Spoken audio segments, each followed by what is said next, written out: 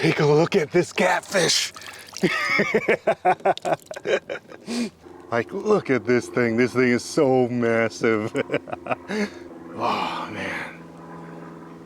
Look at that. All right, let's get a measurement of it, though. So, right there, right to the tip of the tail there, 27 inches. All right. So I'm gonna clean, cook, and eat this catfish today. So here's one last look at it while it's still alive.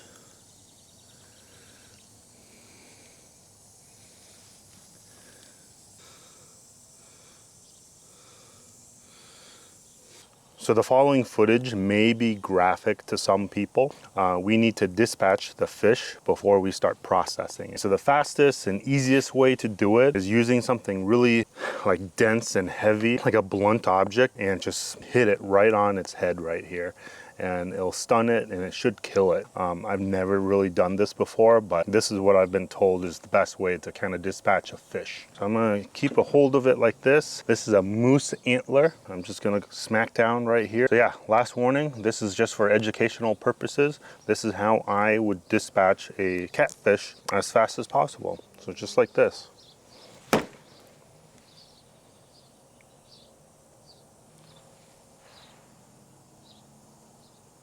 Oh wow, that was much more effective than I thought it was. So the gills stopped moving like it was breathing, and now it's just twitching now, like its head right now is just twitching. I think it's just going through the whole process now. Actually, it looks like it's good. Yeah, I can start processing it. I barely even know where to start. Like, I know that it has lots of slime, so when you scrape it like this, there's a bunch of slime, see? And I need to get rid of all of that too. And you scrape this until the skin that's black right here turns white. So my mom actually told me to put boiling water on the skin and then scrape it.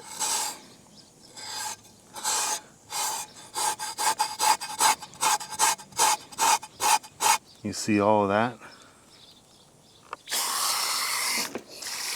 See, you can see the tail is starting to get white here from my scraping.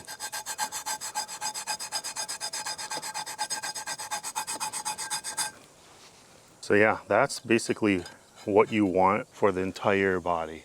See how black it is? This is going to be a very long process. There's a lot of people who would just skin it and fillet it, but I don't want to do that. I grew up eating the skin of a catfish. I'm gonna try to get all the slime off the tail first, so that way I can grip it and hold it better. So right here, where the tail is, it has more friction now. It feels a little rougher now, and I can hold it tight without slipping. Everywhere else is really slimy still. See, I can hold the catfish like this without it slipping now. And so from here, you just keep scraping.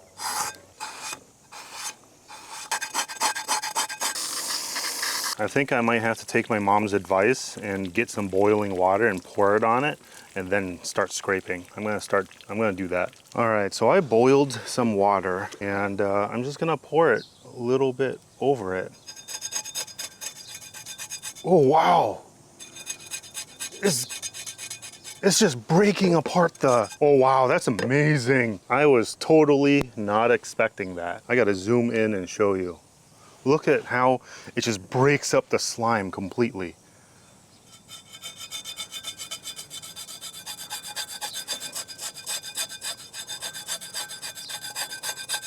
Wow, oh my God, that's freaking amazing. I think it's kind of cooking the skin too a little bit. Yeah, the texture feels different now. But look at that. That just made it so easy. Before, I was scraping like this. I was scraping this like forever and nothing's happening. Watch me pour the hot water over it and start scraping it. Look at the slime just kind of melt away. See? That's freaking amazing. I doubted my mom, and I'm sorry that I did. Yeah, my mom knew exactly what she was talking about. To be honest, the hot water, I think what's happening is actually cooking it slightly.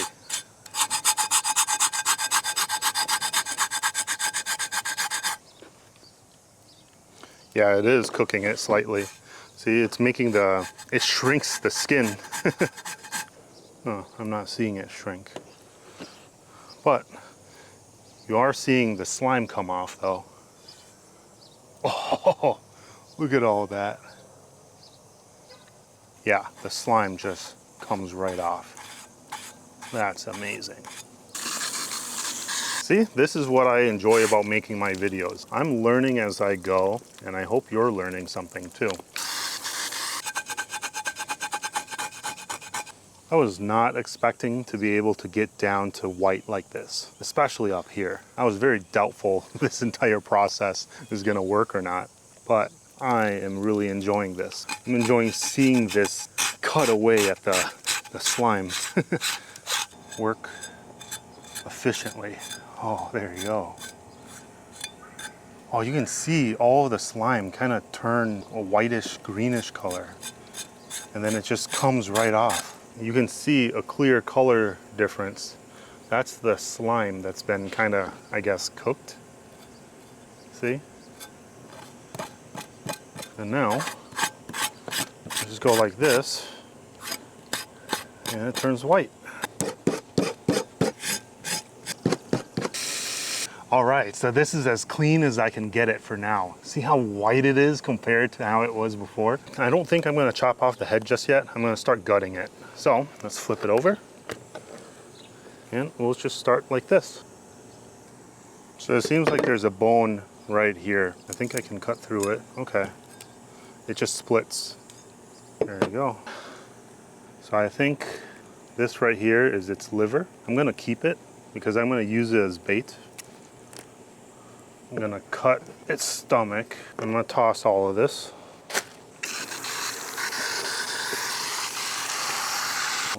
Go like that. And my mom actually said that you can eat the gills, so I am going to be saving them. So these are the gills. They're all pink and red like this right now. And apparently what you're supposed to do is you're supposed to wash them or rinse them until they run fairly clear, like white or so. And then you can just boil it up, cook it, and eat it. I've had gills like this before, and it's good. It has a nice texture. And I believe you would want to actually scrape off the silver stuff on the inside as well in its belly. Yeah, there you go. I'm just cutting off his butthole. Don't want to eat that part. Technically you can, but I prefer not to. I'm just doing some final touches on the slime. Cut off its whiskers.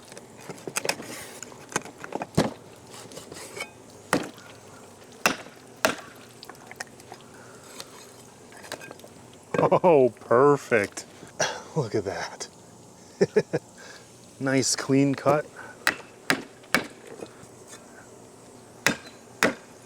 This would be perfect just salted and baked. Right here. Dang, this thing is still super sharp. Perfect. Let's see here. There you go.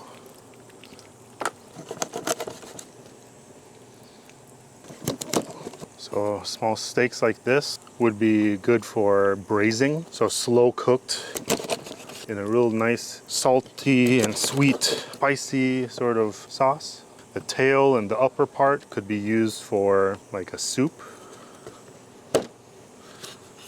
I love this right here. Like this belly fat is like amazing.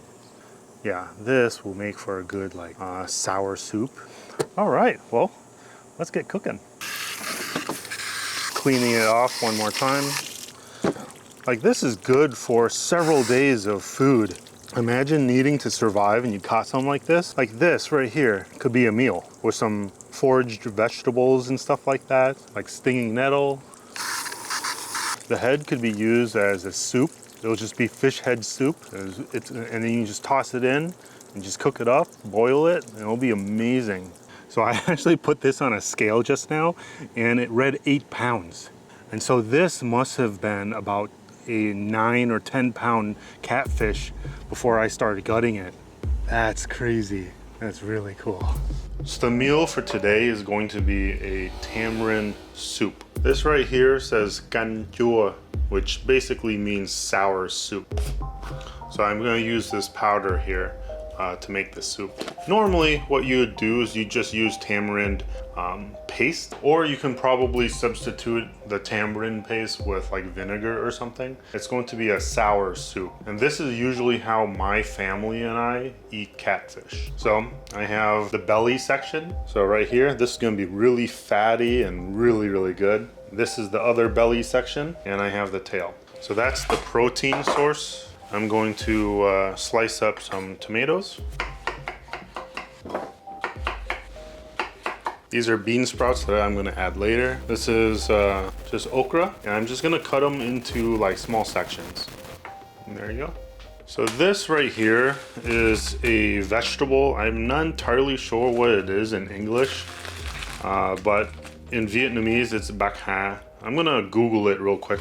So it looks like that's what it is. Colocasia gigantea. It's also called giant elephant ear or Indian taro. This is what it looks like. Yeah. So I have a bunch of them frozen, and they're all sliced up already. This I'm going to toss in to the soup at the very end. This right here is just frozen aromatics. It's different types of like greens. I'm not entirely sure exactly what they are in English, but it smells very aromatic, but it's not necessary for this dish, but you can always add stuff like this. I think if you find a recipe online, you might see this, but this is just something I would add also. In Vietnamese, this is called ngò gai. I'm gonna see if I can Google it. I'm not sure. So it's not cilantro, but it's culantro. This is what it looks like. I'm gonna toss this in at the very end also. But yeah, I have all those ingredients. I'm gonna throw it in a pot now. Throw in the fish. And then you just fill it up with some water. Just pour water in. There's one more thing that I completely forgot to buy, and that's pineapple. You can also add pineapple to this. So just small chunks of pineapple. It doesn't need to be like excessive, but that's also a good thing to add as well. I think I'm actually gonna go and grab some. There you go. And I think I'm gonna add another chunk of fish. Did you know that you can eat the gills of a catfish? So this right here is unprocessed. You see how it's still really pink? And over here, it's almost white. It's like a pale pink. You can see the difference. But this right here is unprocessed. This right here has been washed. It's no longer slimy and it's lighter in color. You can take this and cook it and eat it now. So I'm gonna toss it in. And this right here is unprocessed. So it's still pink and it's slimy. So all you need to do is run this under water and then be able to actually eat it. And there you go. This one is done cleaning also. And toss it in. All right, so let's put this on the stove now. All right, so I turned it to medium. I'm gonna let this slowly heat up while I go get some pineapple. So I ended up getting pineapple at the store and it cost me $6, this container here. That's expensive. All right, so I'm gonna just chop it up in small chunks like this. This seems like a bit much, so I'm actually gonna be using half of it. Let's toss everything in. Actually, I'm gonna throw everything in. Yeah, that's fine. So let's move on to this right here. So I don't know the exact amount of what I'm going to be putting in. I just put in a few spoonfuls and I taste it as I go. That's the great thing about cooking, because you can make adjustments along the way. To make this soup from scratch though, without using this powder, you would use tamarind paste. And then you would put sugar, salt, MSG as usual. Yep, it's sour, it's good. You could use some sugar though. So maybe like a spoon or two of sugar, some MSG, and some fish sauce.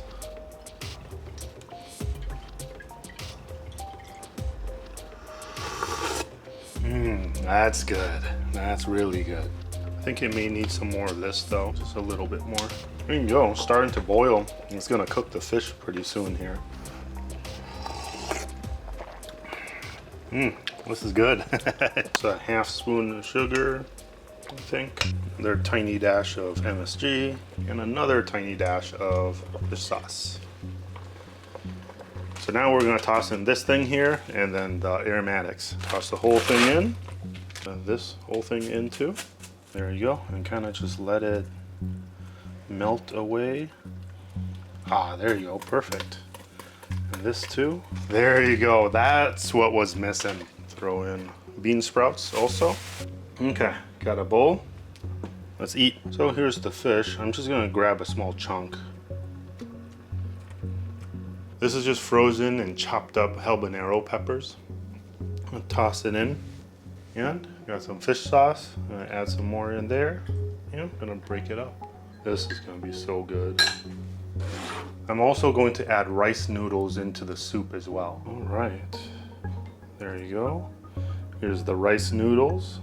Just for the heck of it, I'll add a piece of fish. There you go. That right there is a finished dish. Let's go eat it now. All right. This was a very successful dish. We got this, which is the soup and the rice noodles. Oh, yeah. That was perfect.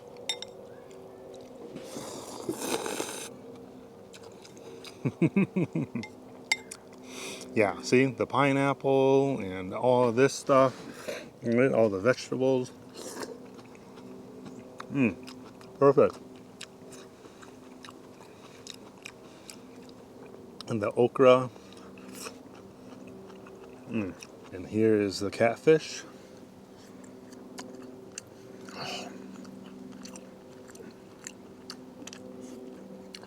It's so good. So amazing. So what happens is I normally have a plate or a bowl with the fish or the catfish, and then you just put some like hot peppers or something like that, and then some fish sauce, and that's it. And you season it like that, and you just break it up and you eat it as you go. So yeah, there you go. Such amazing meat.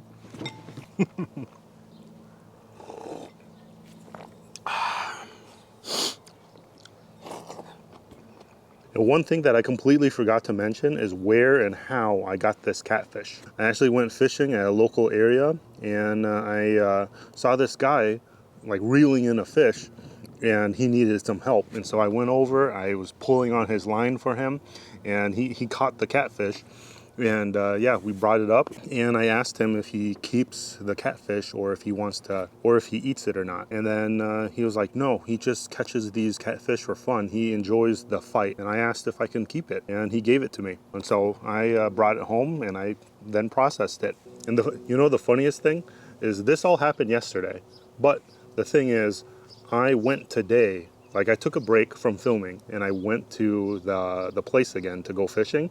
And the moment I arrived there, he pulled up another cat. But let me actually show you the second catfish that I have.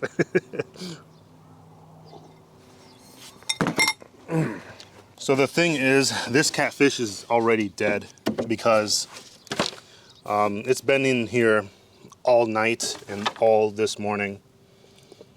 It must have died last night though, or something, but it's still good. This one right here is 1 inch longer than the first one. This one here is 28 inches long, and this one looks a bit younger too, and it has a better color, and so the meat on this is probably going to be a lot better.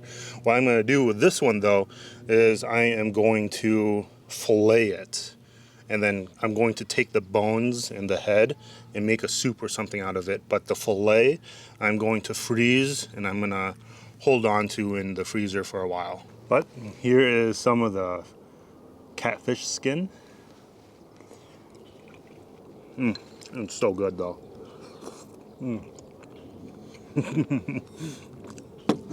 So good. Seriously, this is amazing. This one catfish produced so much food, and you can do so much with it. And you can do so much with it. So I still have the circular steaks closer to the tail.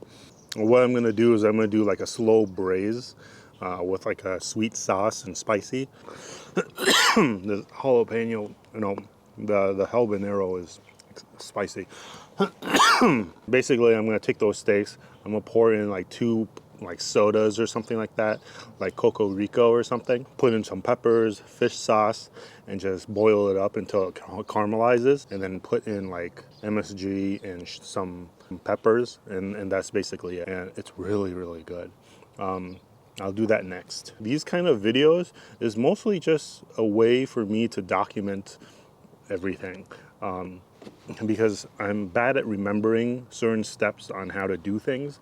And so, yeah, this video is like me documenting, and I'll be able to utilize this video to go back on and kind of relearn all of this.